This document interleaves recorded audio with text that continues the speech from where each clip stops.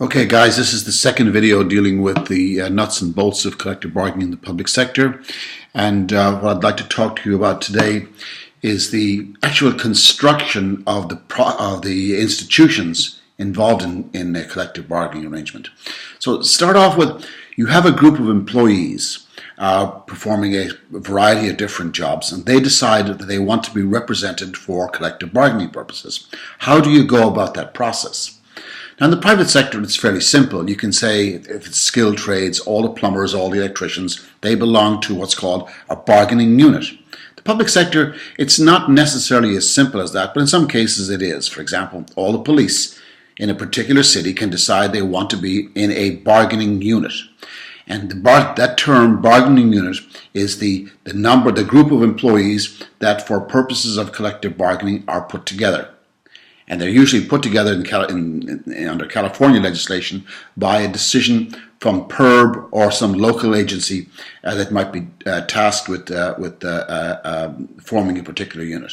Now, it's not quite as simple as that in some cases. For example, there may be questions about who's in the bargaining unit. For example, at the university level, we have the biggest bargaining unit is faculty.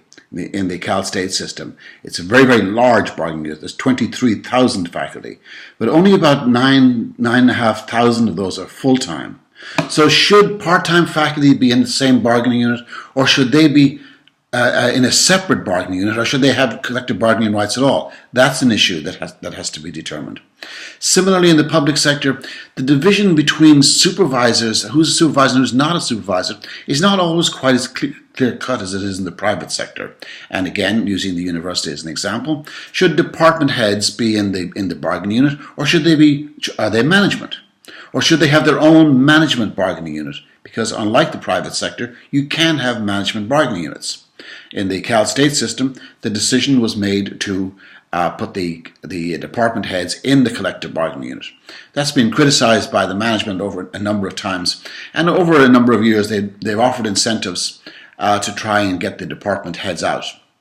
You have a similar situation with the police and with the fire. Should sergeants be members of the bargaining unit? And this solution, the usual solution, is that they have their own bargaining unit. They have a separate bargaining unit. There might be a mid-management bargaining unit. There might even be a bargaining unit of lieutenants. So you have a group of people that want to be together for bargaining purposes. You have an agency that makes the decision about who's in that bargaining unit and who's not in that bargaining unit. That's the first point. Then you have to have an election to select a bargaining agent. And the bargaining agent, it's kind of a fancy term for the union or association. The bargaining agent is selected by the membership, the people that are in the bargaining unit. Now, typically what happens is a bunch of people will decide we want to have representation. We will petition for an election.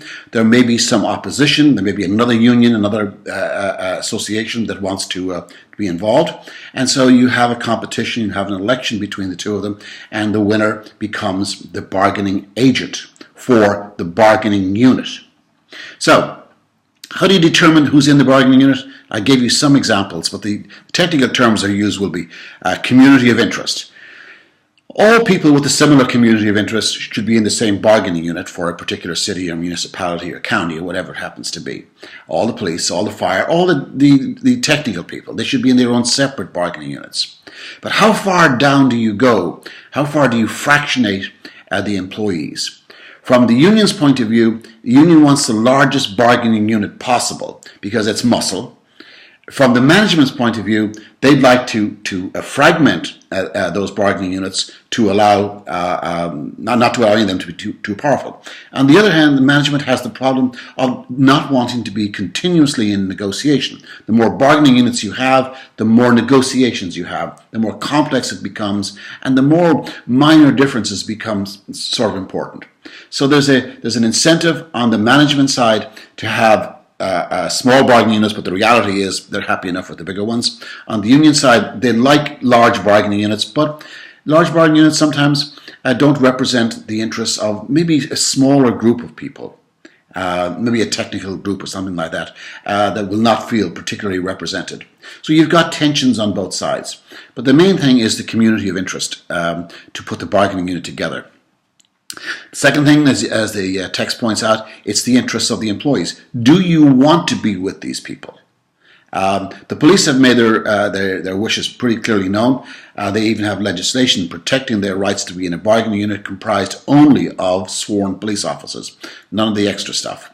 And that gives them a tremendous amount of power, and it makes it sometimes awkward for municipal management or for the sheriff to deal with it. The bargaining history, if there has been a history of bargaining, even if it's been informal, that will generally tend to play out in the formal creation of the bargaining unit. We've had a history with this association, this organization. We've had these people banded together for collective bargaining purposes. Let's continue with it. The efficiency of the agency operations is a management issue. Management doesn't want, as I said, to have a large bargaining unit because it may lose power, but it doesn't want small ones either because, as I said, they get fragmented. And I think in an earlier video I gave you an example in San Bernardino County where the public defenders, 110 of them, wanted a separate bargaining unit of their own, which is, it might sound good, it might sound very reasonable, but the reality is that from a management point of view, they have to be tossed in with the prosecutors. Because otherwise they'll be bargaining all the time, and particularly if they're dealing with lawyers, you'll be bargaining even more. So then there's the question of the exclusion of supervisory and confidential employees, and I've mentioned that already briefly, how it's handled with the university, the department heads are in, with the sheriffs and the police agencies and the fire departments, that usually the first line of supervisors may or may not be in, the second line may have their own bargaining unit. Then confidential employees are generally exempt. They're not in a bargaining unit at all, primarily because of the nature of their work. So you have an election. It's run by, in this case, PIRB for the most part in California, and PIRB certifies who's won. In the case of the university, we had an election, God, it's a long time ago now, 1978, I think. And there were 3 or 4 candidates. There was the 3 unions and a group that argued for no union. And the first election, no union and the small business school union were defeated. And then it came down to a fight between what's now the California Faculty Association, the CFA, and an organization called UPC. And it's a very big bargaining unit, but a CFA won by 19 votes, and that was that. Then it was certified by PIRB as the collective bargaining agent. Now, the certified collective bargaining agent has the right to meet and confer with management. Management can't meet with another group. It's legally required to meet with this particular group. And the certification gives the union specific rights and responsibilities. It also requires management to meet and confer in good faith. You can't just say, oh, guys, we don't care what you people are interested in. You must meet, you must discuss. You don't have to come to a particular agreement, but you must, in good faith, try to work out your differences. Okay, let's leave it at that for now, and we'll come back to it later.